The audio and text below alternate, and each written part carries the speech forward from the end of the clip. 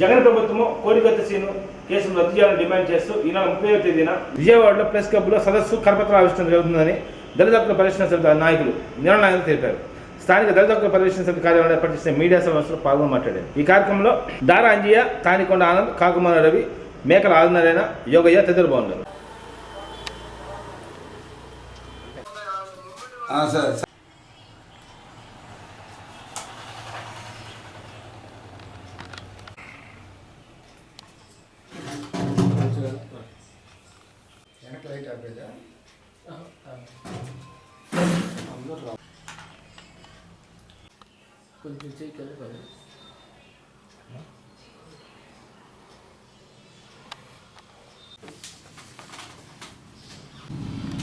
ఈ నెల 30వ తేదీన విజయవాడ ప్రెస్ క్లబ్లో కోడికత్తు సీన్ని వెంటనే విడుదల చేయాలని, కోడికత్తు సీన్ కేసుని జగన్ ప్రభుత్వం రద్దు చేయాలని డిమాండ్ చేస్తూ నిర్వహిస్తున్నాము. కాబట్టి ఈ నెల 30వ తేదీన విజయవాడ ప్రెస్ క్లబ్లో జరిగే కోడికత్తు సీన్ కేసును రద్దు చేయాలని డిమాండ్ తోటి సదస్సు జరుగుతుంది. కాబట్టి దీనికి దళిత సంఘాలు, అభిమాన సంఘాలు, అదేవిధంగా రాజ్యాంశకు వ్యతిరేకంగా, అక్రమ కేసులకు వ్యతిరేకంగా పోరాడే విప్లవకారులు అందరూ కూడా మేము ఆహ్వానం పలుకుతున్నాము.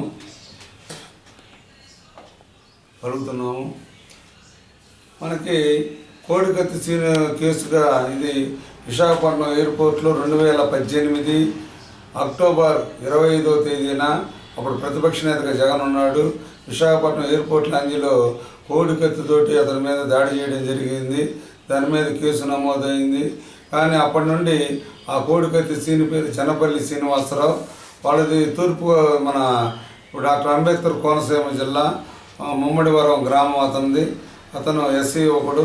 అప్పటి నుండి 5 సంవత్సరాల 2 నెలల 5 రోజులు రేపటికి అతని మీద జైల్లో ఉండి, కానీ మేము అనేది ఏంటంటే శిక్ష చేసిన ఐపీసీ తినాడు సార్ కింద ముందు కేసు కట్టారు. అప్పుడు జగను మాకు ఈ రాష్ట్ర ప్రభుత్వం తెలుగు అధికారులు ఉంది, మాకు ప్రభుత్వమే నమ్మకం లేదని తెలంగాణ కోర్టు విచారించాలన్నాడు. తర్వాత జగన్ ప్రభుత్వం వచ్చిన తర్వాత ఈ కేసుని మోడీ ప్రభు రికమెండ్ తోటి నేషనల్ ఇన్వెస్టిగేషన్ ఏజెన్సీకి అప్పచెప్పారు. కుట్రకుండం ఉందని కోర్టుల మీద కోర్టులు కేసులు మారింది. కానీ జనరల్గా ఐపీసీ తినాడు 7 అంటే కోడికత్తి కేసు అంటే దరిదాపు 2 సంవత్సరాలు కూడా శిక్ష పడదు. కానీ 5 సంవత్సరాలు అయినా కింద బెయిల్ రాలేదు.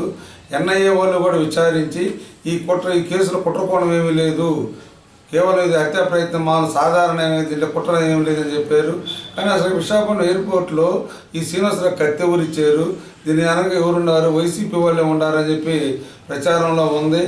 ఇప్పటికీ అంటే గతంలో ఎన్టీ రామారావు ఉన్నప్పుడు అధికారం కోల్పోయినప్పుడు మల్లెల బాబ్జీ అని ఒక అతన్ని ఎన్టీ రామారావుని కత్తి పొడిపించి డ్రామా చేసి సానుభూతి కోసం ఓట్లు కొట్టారు. ఎందుకంటే ఇప్పుడు గతంలో ఇటీవల వీధి సుబ్రహ్మణ్యం ఒక దళిత యువకుడిని ఎమ్మెల్సీ అనంతబాబు అనే అతను చంపి డోర్ డెలివరీ చేస్తే 6 నెలల్లో అతను బెయిల్ ఇచ్చారు. ఇతను జగన్ వెంట తిరుగుతున్నాడు ఇప్పుడు. కానీ ఇప్పుడు మాత్రం ఇతను అదేవిధంగా మనకి గొడ్డలవేటు కేసు తెలుసు, గొడ్డల కేసు బాబాయ్ వైఎస్ వివేకానంద రెడ్డిని కూడా గొడ్డలవేటుతో చంపి గుండెపోటు అని చెప్పారు. ఈ రోజుకి సిబిఐ అతను అరెస్ట్ చేయలేదు, ఎవరిని వైఎస్ అవినాష్ రెడ్డిని అరెస్ట్ చేయలేదు. కానీ ఇతను ఒక తినాడు 7 చేసాడు అనుకున్నా కానీ బెయిల్ ఇవ్వాలి, కానీ బెయిల్ ఇవ్వలేదు. హత్య కేసులు ఇస్తున్నారు. కానీ దళితుడని 5 సంవత్సరాలు 2 నెలలు జైల్లోనే మోగుతున్నాడు.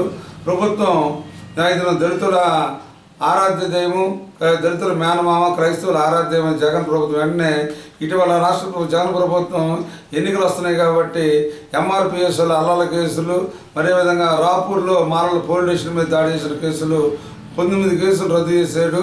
20వ కేసుగా ఈ కోడికత్తి జగన్ కూడా క్రైస్తవులు క్షమాపణ ఉండాలని చెప్పి జగనే చెప్తున్నాడు. నేను క్రిస్మస్ వేడుకలు కాబట్టి వెంటనే జగన్ కోర్టుకు రావాలి, సాక్ష్యం చెప్పాలి, కోడికత్తి సీన్ కేసుని రద్దు చేయాలని చెప్పి డిమాండ్ చేస్తూ ఈ నెల 30 విజయవాడ ప్రెస్ క్లబ్లో జరిగే సదస్సుకి దళిత సంఘాల నాయకులు, విప్లవకారులు, రాజ్యహింస, ఇది కూడా జగన్ రాజ్యహింస కాబట్టి ఆ రాజ్యహింసకి వ్యతిరేకంగా ఈ సదస్సును జయప్రయత్నం చేయాలని చెప్పి మేము విజ్ఞప్తి చేస్తున్నాం. ప్రకాశం జిల్లా వడ్డీల ఉద్యోగుల సంక్షేమ సమితి 2024 క్యాలెండర్ ఆవిష్కరణ కార్యక్రమం జిల్లా కలెక్టర్ కార్యాలయంలో జిల్లా కలెక్టర్ దినేష్ కుమార్ ఆవిష్కరించారు. ఈ కార్యక్రమంలో వడ్డీల ఉద్యోగుల సంక్షేమ సమితి నాయకులు కొంచాల వెంకటేశ్వర్లు, డేరంగుల వెంకటేశ్వర్లు, కల్లా సీను, పల్లపు శేష్ కుమార్, గుంజి రవికుమార్ తదితరులు బాగున్నారు.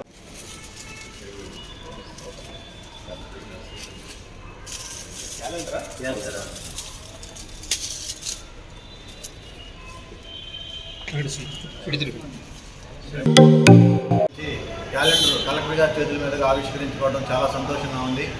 ఈ సంవత్సరం మన వడ్డీల ఉద్యోగుల సంక్షేమ సమితి ఆధ్వర్యంలో వివిధ కార్యక్రమాలు నిర్వహించి మన వడ్డీల ఉద్యోగస్తులందరికీ ఉపయోగపడేటువంటి కార్యక్రమాలు నిర్వహించడంతో పాటు అందరినీ ఈ యొక్క సంక్షేమ సమితిలో అందరికీ అవకాశాలు ఉండేలాగా అందరినీ దీంట్లో జాయిన్ చేయించి ప్రతి ఒక్కరి అభివృద్ధికి పాటుపడే విధంగా మా యొక్క కార్యక్రమాలు ఉంటాయని తెలియజేసుకుంటూ ఉన్నాను.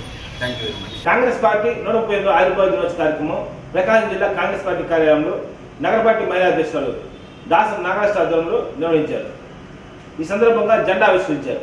ఈ కార్యక్రమంలో కాంగ్రెస్ పార్టీ నగర అధ్యక్షులు దాసరి నాగలక్ష్మి, ఎస్సీసీఎల్ నాయకులు ఉద్దండి మల్లికార్జున్, మండల పార్టీ నాయకులు తరగలపు బుజ్జి, శ్రీపతి సతీష్, ఆదినారాయణ రెడ్డి, రసూల్, వంగరాజ్ సీలు తదితరులు బాగున్నారు.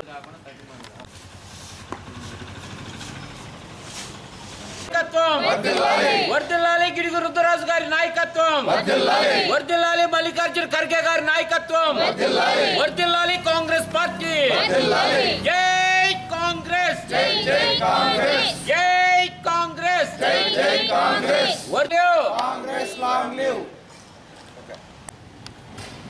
ఈ రోజున 138వ సంవత్సరం కాంగ్రెస్ పార్టీ ఆవిర్భావ దినోత్సవ సందర్భాన్ని కంప్లీట్ చేసుకుని 139వ సంవత్సరంలోకి అడుగు పెడుతున్నటువంటి శుభ సందర్భంగా ఈ దేశవ్యాప్తంగా కాంగ్రెస్ శ్రేణులందరూ కూడా పెద్ద ఎత్తున ఈ యొక్క ఆవిర్భావ దినోత్సవ కార్యక్రమాలని ఘనంగా జరుపుకోవటం జరుగుతుంది. అలాగే ఈ రోజున ప్రకాశం జిల్లాలో కాంగ్రెస్ పార్టీ కార్యాలయంలో మరి జిల్లా నాయకులు, మరి సిటీ నాయకులు, అనుసంధాన కమిటీ నాయకులు అందరూ కూడా ఈ కార్యక్రమంలో పాల్గొనటం జరిగింది. ఈ రోజున ఈ దేశానికి, ఈ రాష్ట్ర ప్రజలకి ఒక శుభదినం రోజున ఒక చిన్న సందేశాన్ని మాత్రమే నేను ఇవ్వదలుచుకుంటున్నాను.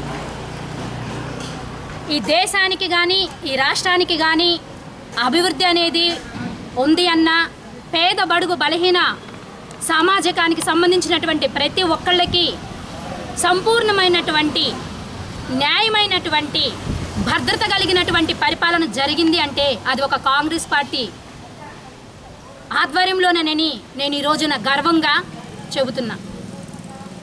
స్వతంత్ర రాకముందు ఏ విధంగా మన దేశం ఉందో, స్వతంత్రం వచ్చిన తర్వాత మన దేశం ఏ విధంగా ఉందో, స్వతంత్రం రాకముందు నుంచి ఈ ఒక్క దేశానికి కానీ ఈ రాష్ట్రాలకు కానీ కాంగ్రెస్ శ్రేణులు ఎంతోమంది వారి జీవితాలను బలియాగం చేసి ఈ దేశానికి అనేది ఒక పరిపాలన ఉండాలనేటువంటిది ఎంతో చాకచక్యంగా ఆలోచన చేసి ఈ రోజున కాంగ్రెస్ అనేటువంటి పార్టీ ఈ రోజున జనాల్లో ఉంది అంటే ఆనాడు ఎంతోమంది మహనీయులు బలి అయినటువంటి గొప్ప త్యాగాలు కూడా మనం చూస్తూ ఉంటాం. ఒక ఎస్సీ అవ్వచ్చు, ఒక బడుగు బలహీన వర్గాలకు అయి ఉండొచ్చు, ఒక ఒక ఓసీకి సంబంధించి అయి ఉండొచ్చు. ఎవరైనా సరే ఒక సీఎం అయినా ఒక మినిస్టర్ అయినా ఏదైనా కానీ అయ్యారు అంటే అది కాంగ్రెస్ గవర్నమెంట్లోనేనని చెప్పి నేను ఈ రోజున తెలియజేస్తున్నా. బీజేపీ పరిపాలన ఈ రోజున ఈ దేశంలో బీజేపీ పరిపాలన ఎలా ఉంది? ఈ రాష్ట్రమంతా దేశమంతా కూడా ఏ రకంగా అల్లకొల్లరు అవుతుంది. మహిళల మీద అఘాయిత్యాలు, బడుగు బలహీనల మీద దోపిడీలు, తక్కువ కులం అయితే మీ బూట్లు నాకటం, మీ ఇష్టం వచ్చినట్టు దళితుల బిడ్డల్ని వాళ్ళని ఊచకోత కోస్తున్నారు అటు దేశంలోనూ ఇటు రాష్ట్రంలోనూ. కాబట్టి ఈ దేశంలోనూ ఈ రాష్ట్రంలోనూ మార్పులు రావాలి అంటే ప్రజలు ఒక్కసారిగా మళ్ళీ ఆలోచన విధానంలోకి నడవాలి. ఏ రోజున కూడా కాంగ్రెస్ ప్రభుత్వం ఏ ప్రజానికానికి కూడా అన్యాయం చేసింది లేదు. ఎంతో అంటే పూట కూటికి కూడా లేనటువంటి పరిస్థితుల నుంచి ఈ రోజున టెక్నాలజీ దాకా వెళ్ళేటువంటి స్థాయిలో అనేక విద్యావంతులుగా తీర్చిదిద్దేటువంటి రీతిలో ఉన్నారు అంటే అది కాంగ్రెస్ పరిపాలనలోనని నేను గొప్పగా తెలియచేస్తూ, మరి ఈ సందర్భంగా ఈ దేశ రాష్ట్ర ప్రజలందరికీ కూడా కాంగ్రెస్ పార్టీ ఆవిర్భావ దినోత్సవ శుభాకాంక్షలు తెలియచేసుకుంటూ 138వ కాంగ్రెస్ ఆవిర్భావ దినోత్సవం ప్రకాశం జిల్లా డీసీలో జరిగింది. 1985 డిసెంబర్ 28న ముంబైలో 72 మంది ప్రతినిధులతో డబ్ల్యూసీ బెనర్జీ గారి నాయకత్వంలో కాంగ్రెస్ పార్టీ ఏర్పడింది. ఈ 138 సంవత్సరాల కాంగ్రెస్ టైంలో 17 సార్లు జరిగిన ఎలక్షన్లలో 7 సార్లు కాంగ్రెస్ పార్టీ తన సొంతంగా ప్రభుత్వాన్ని ఏర్పాటు చేసింది. 6 ప్రధానమంత్రులు ఈ దేశానికి ఇచ్చిన ఏకైక party Congress party. Doctor Pandit Jawaharlal Nehru నుంచి డాక్టర్ మన్మోహన్ సింగ్ వరకు 6 ప్రధానమంత్రులు చేసిన ఈ పార్టీలో ఆంధ్రప్రదేశ్కి చెందిన పాములపర్తి వెంకట నరసింహారావు గారు కూడా ఒక ప్రధానమంత్రి చేసిన పార్టీ కాంగ్రెస్ పార్టీ. ఎక్కడో బ్రాహ్మణికం ఆయన మాటల్లో ఎక్కడో బ్రాహ్మణికం చేసుకున్న సాధారణ బ్రాహ్మణ వ్యక్తి ఈ దేశానికి ప్రధానమంత్రి కాగలిగాడంటే అది కాంగ్రెస్ పార్టీ యొక్క అంతర్గత డెమోక్రసీ. ఈ యొక్క 138 సంవత్సరాల కాంగ్రెస్ పార్టీలో ఎన్నో అప్ అండ్ డౌన్స్ చూసినాయి. కాంగ్రెస్ పార్టీ దేశం యొక్క ఆర్థిక సుస్థిరత కోసము ఎన్నో పంచవర్ష ప్రణాళికలు ఏర్పాటు చేసి దేశం యొక్క ఇవాళ ఈ స్థితిలో ఉన్నామంటే ఆనాటి పండిట్ జవహర్లాల్ నెహ్రూ ఏర్పరిచినటువంటి 5 years ప్లానింగ్ కమిషన్ దేశం యొక్క స్థితిగతులు మార్చింది.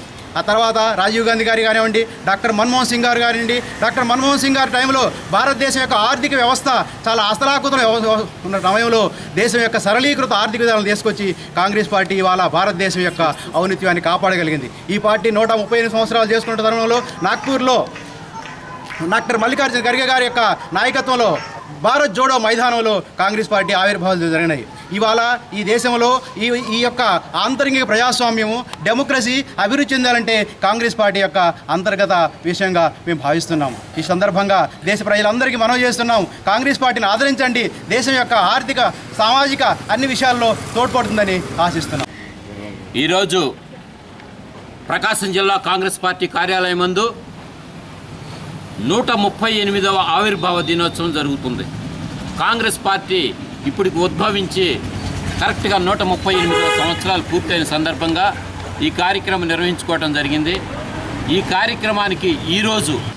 కార్యక్రమం ఉద్దేశం ఒకటే, కాంగ్రెస్ పార్టీ యొక్క అభిమానులకి, శ్రేయోభిలాషులకి, నాయకులకి, రానున్న కార్యకర్తలందరికీ కూడా కాంగ్రెస్ పార్టీ తరఫున శుభాకాంక్షలు తెలుపుతూ, రానున్న కాలాల్లో కాంగ్రెస్ పార్టీ యొక్క అవసరము ప్రజలందరూ గుర్తెరిగే టైం ఆసన్నమైంది కాబట్టి దీన్ని అందరూ కూడా గుర్తుపెట్టుకోవాలని చెప్పని ఒక్కసారిగా మేము మనవి చేస్తాం.